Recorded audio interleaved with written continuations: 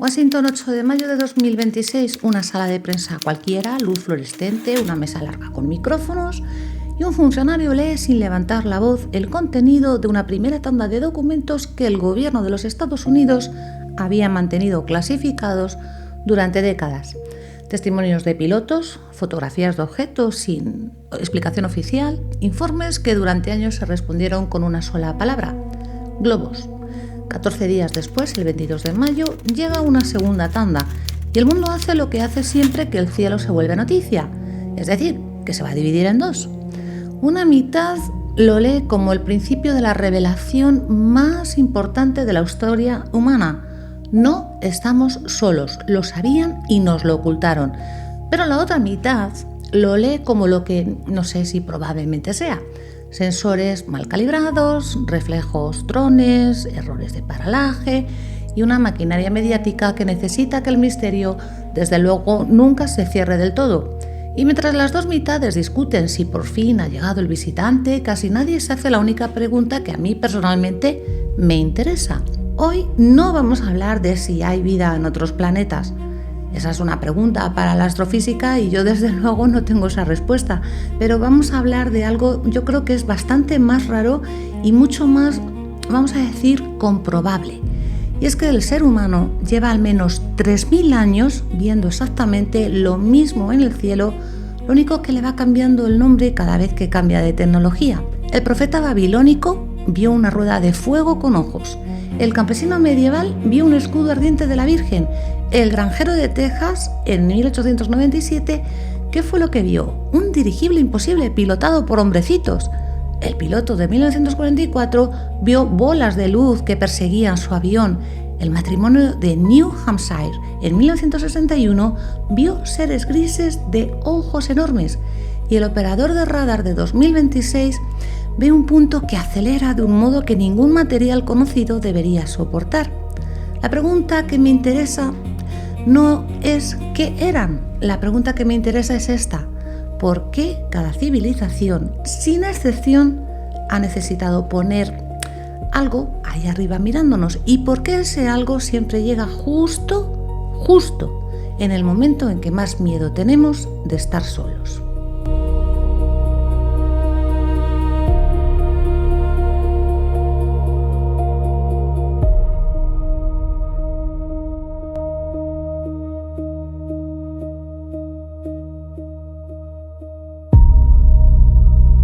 Antes de que termine este vídeo, yo quiero que tú puedas mirar estas dos versiones del fenómeno y decidir, pues, con cuál te vas a quedar. Una dice que el cielo lleva milenios intentando contactar y que solo ahora tenemos los sensores para probarlo. La otra dice que el cielo siempre ha sido la pantalla en blanco donde proyectamos lo que no nos atrevemos a mirar en el suelo. Las dos versiones usan los mismos documentos, los mismos testimonios, las mismas luces. Y eso en el fondo, pues como ya sabes que te voy a decir, creo que es lo más perturbador de todo.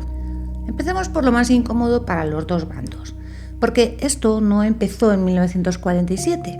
En el libro de Ezequiel, escrito hacia el siglo VI a.C., junto al río Quebar, en Babilonia, un sacerdote desterrado describe una aparición en el cielo. Era esta, una tormenta luminosa, y dentro 4 criaturas, y junto a cada criatura una rueda dentro de otra rueda que se movía sin girar, cubierta de ojos, capaz de ir en cualquier dirección sin volverse. Para la tradición judía y cristiana es una visión de la gloria de Dios. Para los lectores modernos del fenómeno es la primera descripción documentada de una máquina que no debería de existir. Sigamos. Año 1561, Nuremberg. Una gaceta ilustrada describe y dibuja un combate aéreo al amanecer. Esferas, cilindros, cruces y discos rojos, negros y azules que están cruzando el cielo sobre la ciudad como en una batalla, hasta caer al suelo humeando. 5 años después, en Basilea, otra gaceta, otras esferas negras están danzando frente al sol. Para los habitantes de aquellas ciudades eran signos de Dios, presagios o castigos, y tenían un marco para entenderlo: el cielo cristiano, donde todo lo que aparece arriba significa algo abajo. Y aquí está la primera pieza que quiero que retengas. En cada época, la gente no describe lo que ve, describe lo que su cultura le ha enseñado a ver. El babilonio tenía tronos divinos y querubines y vio un trono divino. El alemán del Renacimiento tenía un cielo en guerra entre Dios y el diablo y vio esa guerra. Nosotros tenemos naves, motores y alienígenas, así que adivina qué es lo que vemos. Las tradiciones que no tenían un cielo lleno de ángeles tampoco se quedaron sin visitantes. Mira, en Irlanda y la Escocia gaélicas, el, vamos a decir, otro mundo estaba al lado, pero separado por un velo finísimo. De él salían los Daoine Shide, que era la gente de los túmulos, unos seres luminosos que raptaban viajeros, que se llevaban a los recién nacidos y dejaban en su lugar un changeling, es decir, un doble enfermizo. A quien volvía de su reino le faltaban horas, días y a veces años y no recordaba nada. La luz, la abducción, el tiempo perdido, el doble, te va sonando, ¿no? Reténlo porque vamos a encontrarlo otra vez dentro de unos cuantos minutos, pero vestido de gris y con los ojos negros. Voy a hacer una brevísima pausa y antes de seguir, mientras que todavía no sabes el final de este capítulo, quiero preguntarte una cosa. Cuando tú piensas en un ovni, ¿qué imagen es la que te viene a la cabeza? Así que descríbemela en una frase porque quiero que cuando lleguemos al cierre puedas volver a leer lo que escribiste y entender de dónde salió esa imagen. Y nada, venga, que seguimos. Porque todo esto, las ruedas, los escudos, la gente de los túmulos, vivía en un mundo de fe.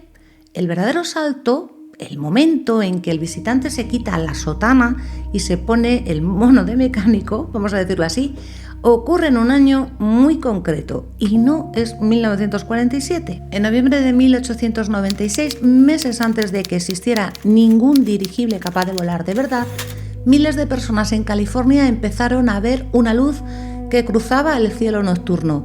Periódicos de San Francisco a Sacramento describieron una nave aérea, un objeto alargado con un foco potente, a veces con sonido de motor, otras veces en silencio total y absoluto. Y en los meses siguientes la oleada cruzó el continente hacia el este, Texas, Kansas, Illinois. Y aquí pasa algo fascinante. La gente de 1896 no vio ángeles ni demonios, porque estaban en plena fiebre de la invención, esperando que cualquier día, pues un genio anunciara la máquina voladora. Así que vieron exactamente eso, una máquina, un dirigible. Y este dirigible además estaba tripulado, en muchos relatos, por hombres normales, inventores secretos, a veces también por seres extraños que hablaban un idioma desconocido y pedían agua a los granjeros. Bien, el visitante se había modernizado, ya no bajaba del cielo de Dios, bajaba de un taller, pero hacía exactamente lo mismo que llevaba haciendo milenios, aparecía en el límite de lo posible, justo un paso por delante de lo que la época creía poder construir. En el siglo VI era un trono que evidentemente ningún carpintero podría hacer. En 1896 era un motor que ningún ingeniero tenía todavía. En 2026 es un material que ningún físico sabe fabricar. El visitante vive siempre en ese margen exacto, lo bastante, vamos a decir, avanzado para ser imposible, pero lo bastante cercano para ser creíble. Vamos a dar el salto que todos estamos esperando. 24 de junio de 1947, un piloto privado llamado Kenneth Arnold sobrevuela el monte Rainier. Esto está en el estado de Washington y ve 9 objetos brillantes que se están moviendo y, según sus palabras, como platillos que rebotan sobre el agua. Un periodista resume la imagen en 2 palabras que darían la vuelta al mundo: Flying Saucers, platillos volantes. Fíjate, Arnold nunca dijo que tuvieran forma de plato, describió el movimiento, pero la frase era demasiado buena. En pocas semanas, gente de todo el país empezó a ver no el movimiento que describió Arnold, sino la forma que sugería la palabra: discos, platos. La cultura había acuñado una imagen y de pronto el cielo se llenó de ella. 2 semanas después, en julio de 1947, un rancho cerca de Roswell, Nuevo México, y restos de algo que ha caído. Una nota de prensa militar que habla de un disco volante recuperado. Una corrección al día siguiente. espera, que no era un disco, era un globo meteorológico. Durante 30 años la verdad es que esto no le importó prácticamente a casi nadie, hasta que a finales de los 70 el relato resucitó ahora con cuerpos, con autopsias y con un encubrimiento. Roswell no fue importante en 1947, se volvió importante cuando la cultura necesitó que lo fuera. Guárdate también este detalle que es importante. Bien, hasta aquí podríamos contar la historia como la de una superstición que se va modernizando, pero en 1961 el fenómeno hace algo nuevo. Deja de estar en el cielo y entra dentro del cuerpo humano, y ahí es donde el doble de los túmulos vuelve a llamar a la puerta. La noche del 19 de septiembre de 1961, Betty y Barney Hill conducían de vuelta a casa por una carretera de New Hampshire cuando vieron una luz que parecía seguirlos. Llegaron a casa con una sensación extraña y 2 horas que no conseguían explicar. En las semanas siguientes, mediante hipnosis, empezaron a recordar o a construir, según la lectura, haber sido llevados a bordo de una nave por seres pequeños, de cabeza grande y ojos rasgados, sometidos a exámenes médicos y devueltos sin recuerdo consciente. Era la primera abducción famosa de la era moderna, y fíjate en su estructura porque no es nueva. La luz que atrae, el ser de otro mundo, el examen del cuerpo, el tiempo perdido, el regreso sin memoria. Es hasta el último detalle el rapto de la gente de los túmulos que contaban esos campesinos gaélicos, solo que el túmulo se ha convertido en nave y el shide luminoso, vamos a decir que se ha convertido en un gris de bata quirúrgica. Hay un hombre que vio esto antes que nadie. En 1969 el astrofísico y programador Jacques Vallée publicó un libro con un título que lo decía todo: Pasaporte a Magonia.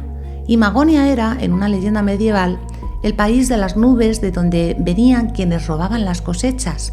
Vallée, que había estado trabajando, rastreando satélites y que tomaba el fenómeno completamente en serio, sostuvo algo que enfureció a los dos bandos a la vez, que los ovnis y las hadas, los demonios, los íncubos y los grises eran el mismo fenómeno, pero contado, vamos a decir, que en idiomas distintos.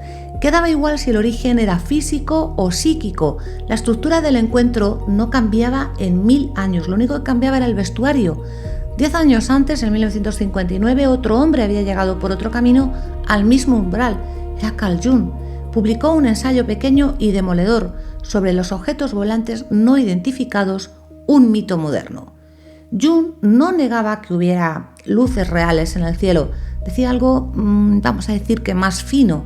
Él decía que en una época que había perdido a Dios y que vivía bajo la amenaza de la bomba atómica y la división del mundo en 2 bloques, la humanidad necesitaba desesperadamente una figura redentora que viniera del cielo, y que el disco, redondo, cerrado, perfecto, era un mandala, el antiquísimo símbolo de la totalidad que el inconsciente proyecta cuando el alma está rota. El platillo no venía del espacio, sino que venía de nosotros mismos. Para los creyentes, Vallée y Jung son una trampa. Explican el relato, pero esquivan la pregunta de si hay metal de verdad ahí arriba. Para los escépticos duros, son demasiado generosos, conceden realidad psicológica a lo que, para ellos, es un puro error sensorial. Y sin embargo, los dos describen el mismo hecho innegable, que la forma del encuentro estaba escrito siglos antes de que apareciera el primer testigo. Las dos lecturas usan los mismos testimonios. Las dos son perfectamente sostenibles. Pero todavía no hemos hablado de lo que de verdad cambió en el siglo XXI, porque a partir de 2017 el fenómeno gana algo que nunca había tenido: documentos oficiales, pilotos con nombre y apellido y un gobierno que por primera vez deja de decir no. En diciembre de 2017, un gran periódico estadounidense reveló que el Pentágono había financiado durante años un programa secreto de estudio de fenómenos aéreos. Con el reportaje salieron a la luz vídeos grabados por cámaras militares, un objeto con forma de pastilla blanca, sin alas, sin escape visible, que estaba maniobrando sobre el Pacífico de una forma que los propios pilotos de combate, que están evidentemente muy entrenados para reconocer cualquier aeronave del mundo, pues la verdad es que no supieron explicar. A partir de ahí, la maquinaria oficial se mueve. En 2021, una oficina del gobierno estadounidense publica un informe sobre estos fenómenos aéreos no identificados, ya no OVNI, ahora son UAP, un acrónimo limpio, técnico, sin platillos, y admite que de decenas de casos solo había sabido explicar uno. En 2023 resulta que un exoficial de inteligencia declara bajo juramento ante el Congreso que Estados Unidos posee restos de naves de origen no humano y que además existe un programa de recuperación oculto. No aporta pruebas físicas, pero aporta algo políticamente más potente: su rango, su juramento y su disposición a perderlo todo. Y así vamos a llegar a mayo de 2026, a las 2 tandas de documentos desclasificados, a los titulares que hablan de archivos del ejército, de testimonios de pilotos, de estructuras que nadie sabe nombrar. Ahora bien, déjame hacer aquí lo que Antrópica hace siempre, que es separar lo que sabemos de lo que nos cuentan. Que un gobierno desclasifique documentos sobre un fenómeno no significa que el fenómeno sea lo que el titular dice. Significa una de dos cosas, y las dos bastante interesantes. O bien que hay algo físico real que durante décadas se estudió en secreto, o bien el propio Estado ha entendido que el misterio es un recurso, que admitir un enigma controlado distrae, fascina y a veces encubre programas mucho más terrenales como drones de prueba, sensores nuevos, tecnología de adversarios. El secreto, recordemos, también se fabrica. Fíjate en el movimiento del lenguaje, porque yo creo que ahí está la clave antropológica.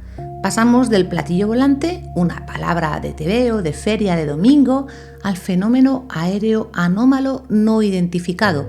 El visitante se ha puesto corbata, ha cambiado la sotana del campesino y el mono del inventor por el lenguaje aséptico del informe técnico, pero hace exactamente lo mismo que hacía la rueda de Ezequiel. Aparece en el límite de lo explicable y nos obliga a llenar el hueco con lo que ya llevábamos dentro. En el siglo VI llenábamos el hueco con Dios, hoy lo llenamos con tecnología, pero el hueco es exactamente el mismo. Y aquí, debajo de los documentos y los vídeos, hay una pregunta más profunda que casi nadie se está formulando, y es la que quiero dejar exactamente para el cierre. ¿Qué nos dice el fenómeno UAP sobre nosotros? Pues nos dice 4 cosas. Mira, la primera: el cielo es la pantalla más antigua de la humanidad. Antes de que existiera una sola religión organizada, ya mirábamos hacia arriba y poníamos ahí lo que no cabía en la tierra: los muertos, los dioses, el destino. El cielo es el único lugar que todas las culturas comparten y que ninguna puede tocar. Por eso es el lugar perfecto para proyectar. Lo que cambia no es el cielo, es el proyector. La segunda: el visitante siempre llega con la tecnología puesta de su época y siempre un pasito por delante. Eso no demuestra que sea falso, pero sí demuestra algo un poquito incómodo, que lo que vemos arriba está modelado por lo que tememos y deseamos abajo. Vimos tronos cuando adorábamos reyes, vimos dirigibles cuando soñábamos con volar, vimos grises con bata cuando empezábamos a tenerle miedo a la medicina y a los gobiernos que experimentan con nosotros. Dime qué visitante ve una sociedad y te diré qué angustia está padeciendo. La tercera: el fenómeno aparece una y otra vez en los momentos de mayor orfandad colectiva. La oleada de 1896 en plena ansiedad por la máquina, los platillos de 1947 justo cuando empezaba la Guerra Fría y el mundo aprendía que podía destruirse a sí mismo, las abducciones de los 60 en plena desconfianza hacia las instituciones y la nueva ola de desclasificación ahora, en una época que ha perdido la fe en casi todo y que necesita otra vez que algo grande venga del cielo a confirmar que la historia tiene sentido y que alguien en alguna parte nos está mirando. El visitante llega siempre cuando más solos nos sentimos, quizá porque es entonces cuando más lo necesitamos. Bien, y ahora viene la cuarta y no sé si es la más interesante, pero mira, si ahí arriba no hay nada, solo hay sensores, reflejos y deseo, entonces 3000 años de visiones no hablan del cielo, están hablando de un vacío humano tan grande que hemos tenido que poblarlo de visitantes para no mirarlo de frente y deberíamos preguntarnos ¿qué es ese vacío? Pero si ahí arriba hay algo, si alguna de esas luces es real y no humana, entonces la historia yo creo que todavía es aún más extraña. Significaría que durante 3000 años ese algo ha estado apareciéndose disfrazado de lo que cada época podía entender y que nunca, ni una sola vez, lo hemos visto tal como es. Solo lo hemos visto tal como somos. No estoy aquí para decirte cuál de las dos opciones es la correcta porque evidentemente no tengo forma de saberlo y cualquier cosa que yo te vaya a decir en el fondo va a ser un acto de fe disfrazado de ciencia, pero sí que puedo decirte esto. La rueda de Ezequiel existe en el texto, al igual que esos grabados de Nuremberg, la oleada del dirigible, todos están los periódicos, los vídeos de los pilotos, estás harto de verlo en internet, como los documentos de mayo de 2026. Todo eso existe, al igual que, por ejemplo, también pues esos tiempos perdidos en los relatos. El hueco en el cielo también existe y nosotros mirando hacia arriba, pues oye, también. Lo que cada uno decida ver al cruzar esa frontera, metal o espejo, visitante o reflejo, es probablemente lo que más va a decir de nosotros. Soy Luz Oliva y te espero en el próximo capítulo de Antrópica. Por cierto, antes de marcharme, quiero decirte que cuando estés viendo este capítulo, yo ya habré ido a ver El Día de la Revelación, concretamente se estrena mañana, 12 de junio, y quiero prepararte un programa especial o dos programas especiales, uno analizando la simbología solamente por mi parte, porque sé que hay mucha simbología ahí metida, haremos un análisis antrópica de la película y un poquitín más adelante, quizá para dentro de un mes, pues analizaremos conjuntamente Iván Martínez de VM Gran Misterio.